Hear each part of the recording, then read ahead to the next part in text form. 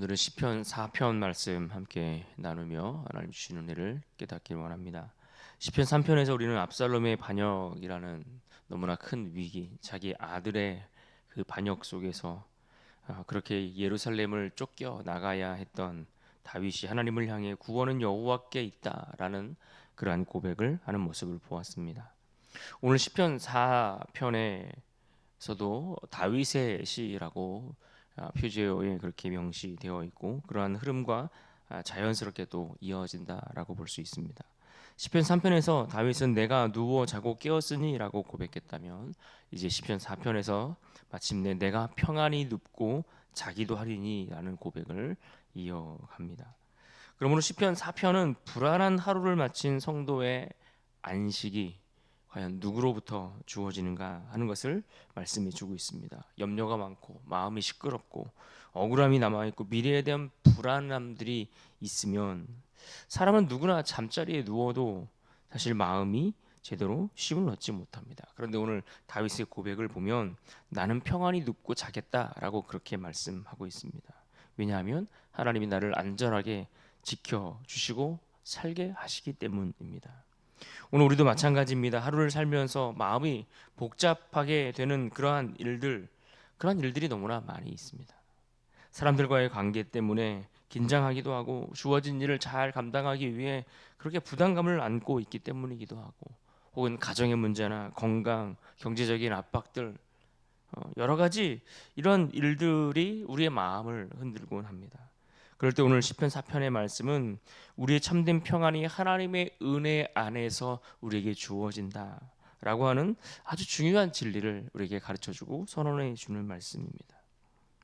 본문으로 들어가기 전에 시편에 보면 중간중간에 괄호로 표시되면서 셀라라는 단어가 표기되어 있는 것을 볼 수 있습니다. 오늘 본문에도 2절과 또 4절에 그렇게 되어 있는데요. 시편은 한편의 찬양시, 노래라는 그런 것들을 우리가 이해하고 볼 때 사실 이 셀라라는 단어는 정확한 뜻이 무엇인지 확정되지는 않았습니다. 그러나 주로 학자들에 따라서 이것을 어떤 잠시 멈춤의 표시 혹은 음악을 간주하거나 어떤 악기 연주를 표시할 때 혹은 무엇인가를 강조하기 위한 표기로 이와 같은 것들이 사용되었을 것이다. 이렇게 이야기하는 다양한 견해들이 있습니다. 그래서 이 셀라 부분이 들어가면 중간에 예배적으로나 혹은 음악적인 어떤 표시로 이해하면서 잠시 멈추어서 앞에 있는 내용들을 묵상하고 또 강조하도록 하는 그런 표현 정도로 그렇게 우리가 이해할 수가 있습니다. 이제 본문으로 들어가서 1절을 보시면 이렇게 기도합니다. 내 의의 하나님이여 내가 부를 때에 응답하소서 곤란 중에 나를 너그럽게 하셨사오니 내게 은혜를 베푸사 나의 기도를 들으소서. 여기서 지금 다윗은 하나님을 내 의의 하나님, 내 의의 하나님이라고 이렇게 말합니다. 이 말은 하나님께서 내 편이시다라는 그런 의미도 있겠지만 그것을 넘어서 의로우시고 자기 백성들을 의롭게 변호하시는 그러한 분, 그렇게 이해하고 그렇게 고백하고 있습니다. 하나님이 의로운 재판장이 되셔서 하나님의 그 언약 아래서 자기 백성들을 불러주시고 붙들어주시는 그런 분이다라고 고백하고 있는 겁니다. 또 다윗은 곤란 중에 나를 너그럽게 하셨사오니라고 했습니다. 너그럽게 하셨다. 좁은 길에서 넓은 길로 나를 인도하셨다라는 그런 말입니다. 다시 말해 다윗은 또 어려움 가운데 여전히 있지만 과거에도 하나님이 자기를 그와 같이 어려움 속에서 지키시고 보호해 주셨다, 건져 주셨다라는 것을 기억하고 있는 겁니다. 그래서 다윗은 기도를 시작하면서 현재의 절망, 지금의 문제, 지금의 상황만 보는 것이 아니라 과거의 은혜를 기억하고 있는 겁니다. 과거의 은혜. 과거에 들으셨던 하나님이 지금도 나의 기도를 들으실 것을 그는 믿고 고백하고 있는 겁니다. 그래서 여러분 우리가 기도가 약해질 때가 있습니다. 언제입니까? 오늘 지금 당장 내 앞에 있는 문제만을 바라볼 때 그렇습니다. 그러나 지나온 은혜, 지나온 시간 속에서 우리에게 베풀어 주셨던 그런 은혜들을 기억하면 어떨까요? 그러면 그때도 하나님이 나를 붙들어 주셨지라는 고백이 나올 수 있는 겁니다. 그래서 이 기억이 현재의 우리를 살아가도록 그 때의 기억들을 기억해내라고 말씀하는 겁니다. 그러므로 기도가 막힐 때 우리는 은혜를 세워 보아야 합니다. 현재의 상황을 보는 것이 아니라 하나님이 우리를 지나오게 하셨던 하나님의 그 손길들을 기억하며 다시 하나님 앞에 부르짖을 수 있어야 합니다.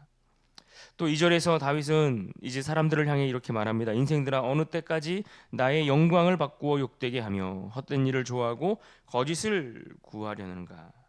그래서 여기서 나의 영광은 다윗에게 하나님께서 세워주신 그 자리, 그 왕이라는 그 자리에 세워주심으로써 거기서 주어지는 그런 명예, 이런 것들을 의미합니다. 그런데 지금 사람들은 다윗을 욕되게 하고 있습니다. 헛된 것을 좋아하고 거짓을 추구하고, 다시 말해 진실보다 왜곡된 것, 하나님의 뜻보다 자기 욕망을 더 추구하는 그러한 모습들 가운데 있다라는 겁니다.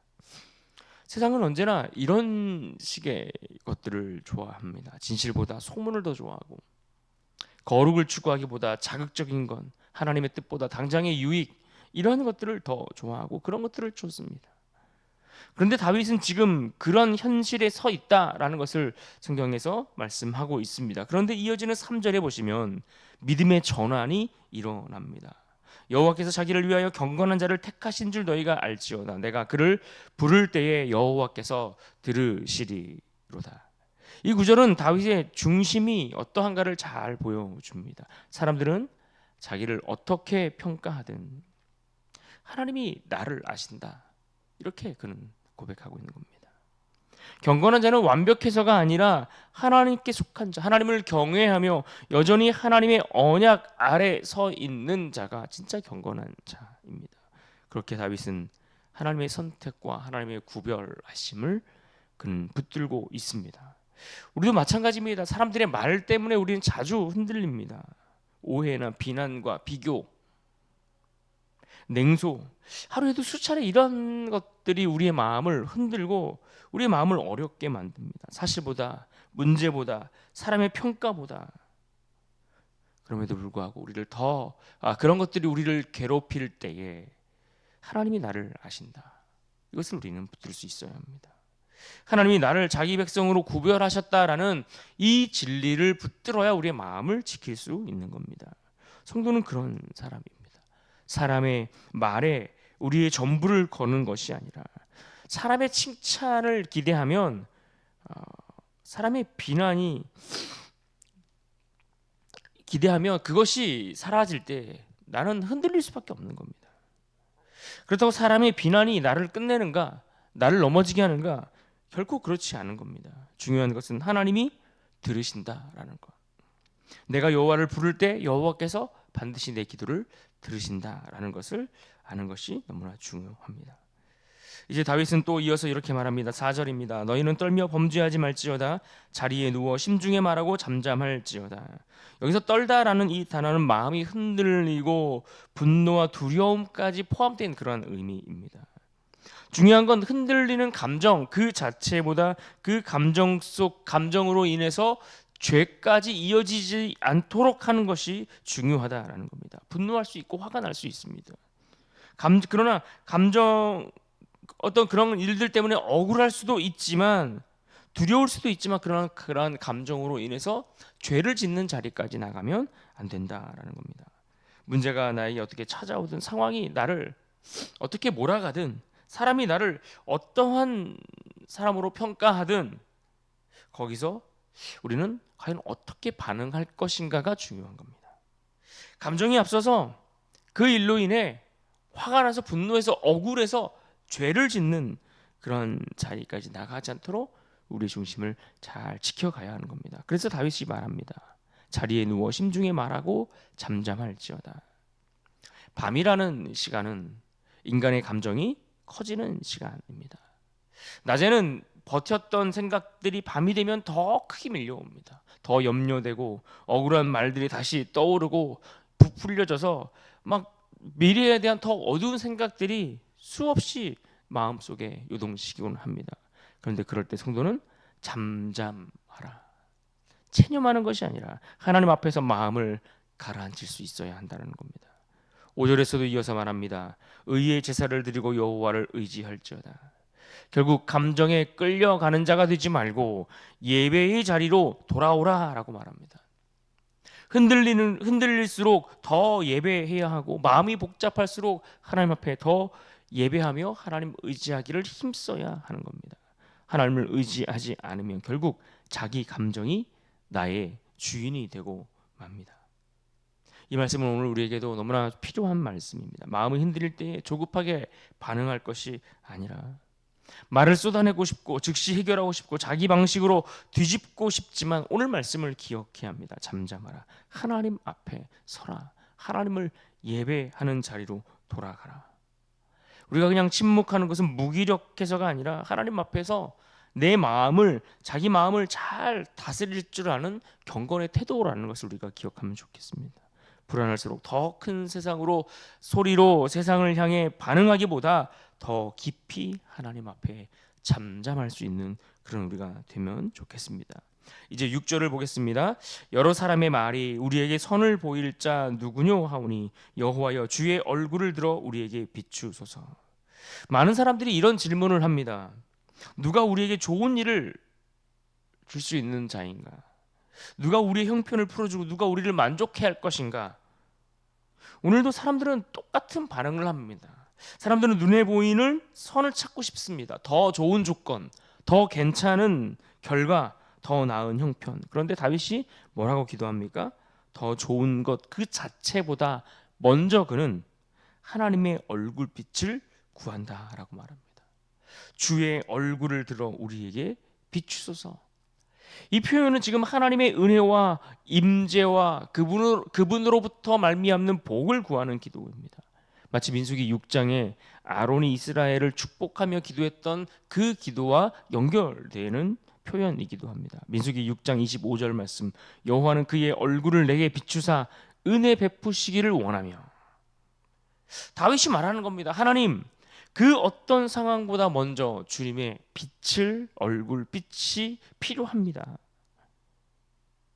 그런데 이어지는 7절은 더 놀라운 말씀이 나옵니다. 주께서 내 마음에 두신 기쁨은 그들의 곡식과 새 포도주가 풍성할 때보다 더하니이다.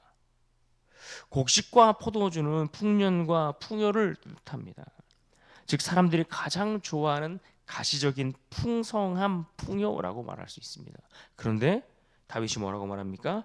하나님이 주신 기쁨이 그러한 가시적인 풍성함보다 더 크다라고 말합니다. 그렇습니다. 우리가 진짜 누려야 할 기쁨이 이와 같은 것이라는 겁니다.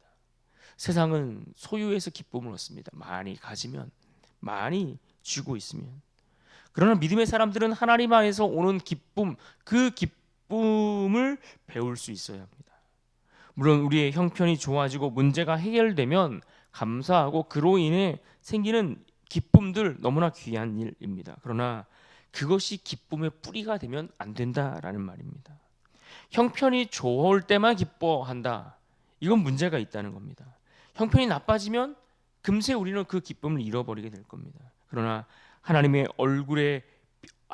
얼굴빛 안에서 기뻐하는 사람, 그 사람은 광야에 메마른 땅에 있을지라도 그런 기쁨을 잃지 않을 것입니다. 그러므로 우리는 오늘 우리가 무엇으로 인해 기뻐하는 자인가를 점검해 봐야 합니다. 하나님이 주신 은혜의 기쁨보다 세상적인 풍성함이 더 크게 느껴지고 그것으로 인해서 기쁨을 찾으려고 하는가? 정말 하나님의 얼굴빛으로 내 마음이 만족하고 있는가? 우리의 모습을 점검해 봐야 합니다. 이제 시편 4편의 마지막 절 8절은 이렇게 마무리하고 있습니다. 내가 평안히 눕고 자기도 하리니 나를 안전하게 살게 하시는 이는 오직 여호와이시니이다. 이것이 오늘 본문의 결론입니다. 다윗은 말합니다. 내가 평안히 눕고 자겠다. 왜 그렇습니까? 문제가 해결되었기 때문입니까? 아니요. 문제가 해결된 것이 아닙니다. 모든 대적이 사라졌기 때문이 아니라 오직 여호와께서 자기를 안전하게 살게 하시기 때문입니다. 여기서 안전하게라는 이 말은 하나님 안에서 든든히 거하는 상태를 뜻합니다. 하나님께 맡겨드린 상태입니다. 그러니까 다윗은 문제를 붙들고 자는 것이 아니라, 문제를 쥐고 잠자리 들겠다는 것이 아니라 하나님께 맡기고 자겠다라는 겁니다. 이것이 우리의 믿음이요 신앙입니다. 내일이 완전히 보장돼서 우리가 잠자리 드는 것이 아니라 하나님 손에 맡겨드리니 내가 평안히 눕고 잘 수 있다라는 고백입니다.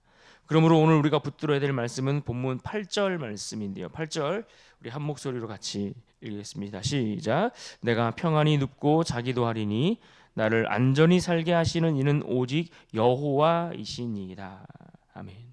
오늘 말씀은 흔들리는 마음을 가진 성도들에게 참된 평안이, 그 안식이 누구에게 어디서 찾아야 하는가를 우리에게 가르쳐 주고 있습니다. 곤란 중에도, 또 사람의 거짓과 조롱 속에서도 하나님의 택하심을 붙들고, 불안 속에서도 잠잠하고 눈에 보이는 풍성함보다 하나님의 얼굴빛을 구하며 마침내 평안히 눕고 자겠다라는 이 다윗의 고백처럼 오늘 하루도 우리가 그와 같은 은혜를 구할 수 있기를 바랍니다. 하나님이 나를 안전하게 살게 하신다는 그 확신을 가지고 헛된 것과 거짓된 것을 쫓지 말고 하나님의 얼굴빛을 구하며 하나님의 참된 평안을 배워가는 그런 복된 인생으로 살아갈 수 있기를 주님의 이름으로 축원합니다. 아멘.